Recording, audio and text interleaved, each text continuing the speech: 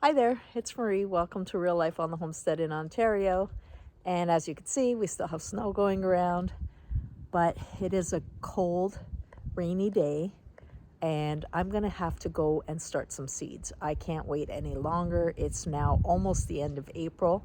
Our last frost date is going to be June 3rd.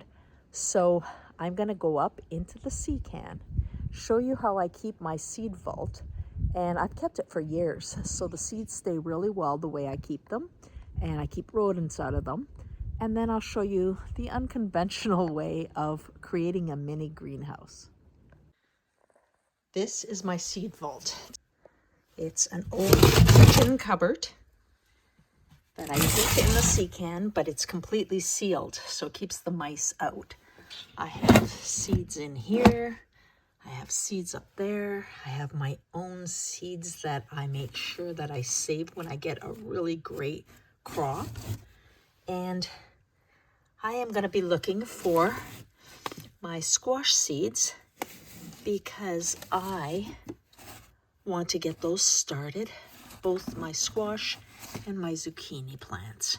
And then after that, I'll work on tomatoes. But right now, I gotta look for my squash seeds. The problem is, when I get in my vault, I get excited and I start pulling out tons of stuff. So I have found my butternut seeds from last year that were amazing. I pulled out my Roma and my San Marzano. I had an amazing crop in 2021, so I saved those seeds and I've been using those often. My early girl tomatoes, and then I have cherry bomb. These are Jamie's favorites, so I always plant a nice bush of those. And when I purchase my seeds, I always make sure I get heirloom seeds, non-GMO, because that's really important to us. When I say I have an unconventional way of creating a mini greenhouse, it's because our greenhouse has not gone up for years. And maybe this summer we might get it done, and I'll do a video as we assemble it. But for now, what I do is, years ago, I bought these cups that, I guess it's like when you get coffee drinks or frozen drinks. It's a plastic cup. Yes, I know it's plastic. And the lid. Now what I do with these is I create a mini greenhouse, and that's why I have purchased them. But I reuse them. I don't just use it for a one-time use. So what I do is I take this cup and I drill a hole in the bottom of this. Do not put, a sharp object because it'll crack. This isn't high quality plastic. What is it? It's number one, so it's very cheap. But what I like about this, as you water these and you have warmth around them and you have the dome on top, it keeps it warm and it also creates that condensation that helps the plant start off. So what I'm going to do is I'm just going to show you how I put a hole in these so that you're not breaking it. You're just melting a little hole in it. Let me take you up to where we're doing the maple syrup and I'll show you how I do it. While working on seeds, this is our last maple syrup boil of the year. Today is the last day. We're exhausted from doing it and we have plenty. What I'm doing here is I'm just using a skewer that has a wooden handle so I don't burn myself. And I'm gonna have that heating up in the fire.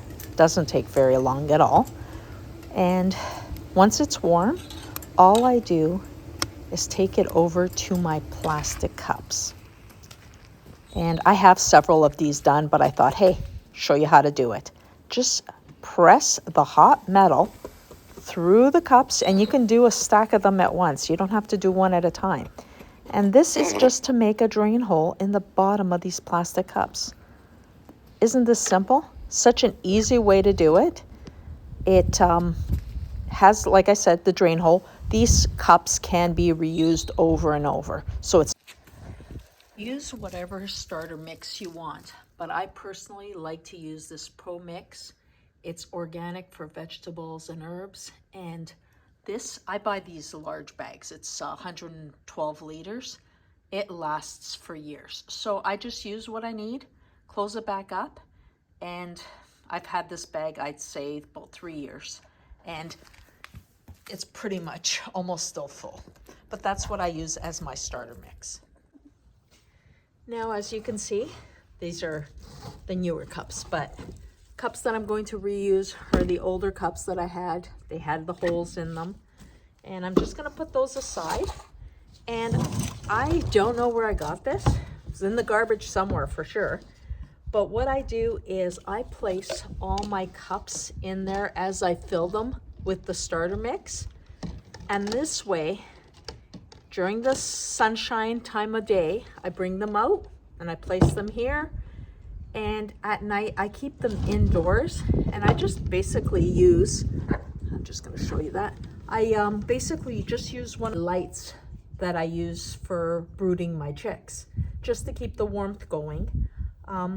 Because we are expecting some cold, I may put a heating pad underneath these just to make sure that there's warmth, because I'm keeping these in the barn. They don't need sunshine yet because the seed itself is going to take a little while to germinate. So I am going to get my potting mix ready.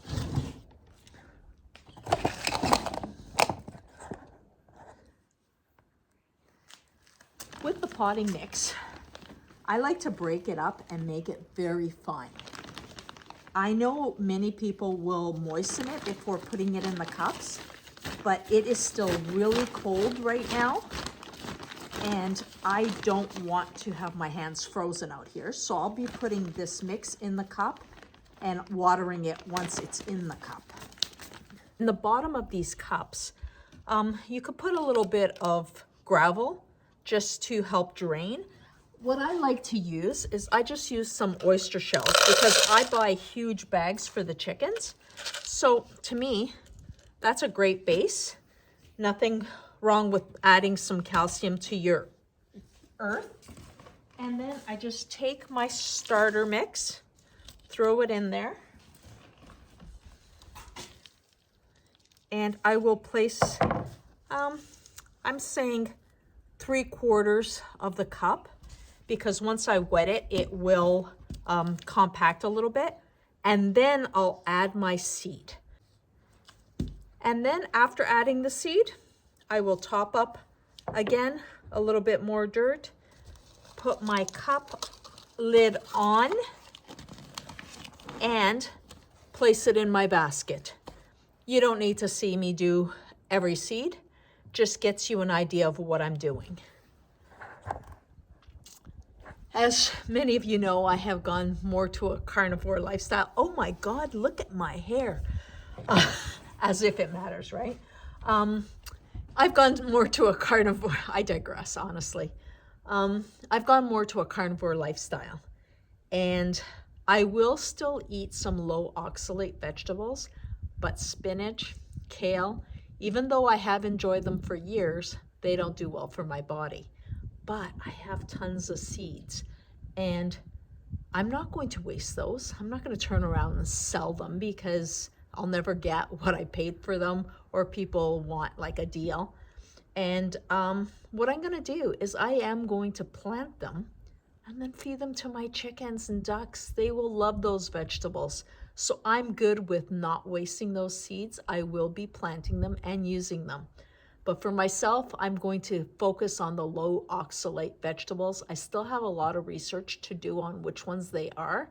I know that cabbage is one of them, and I'm definitely going to be planting some cabbage, you know, some cabbage heads, some collards, some Savoy cabbage, because I'll also be making some sauerkraut.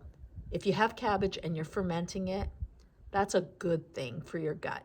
So I'll be doing that. And in the fall, hey, I'll show you how to make sauerkraut. So easy. But for now, I'm going to get back to my seeds. Now that my potting mix is in the cups, I just water and let them get nice and wet. This is why I like to use this basket.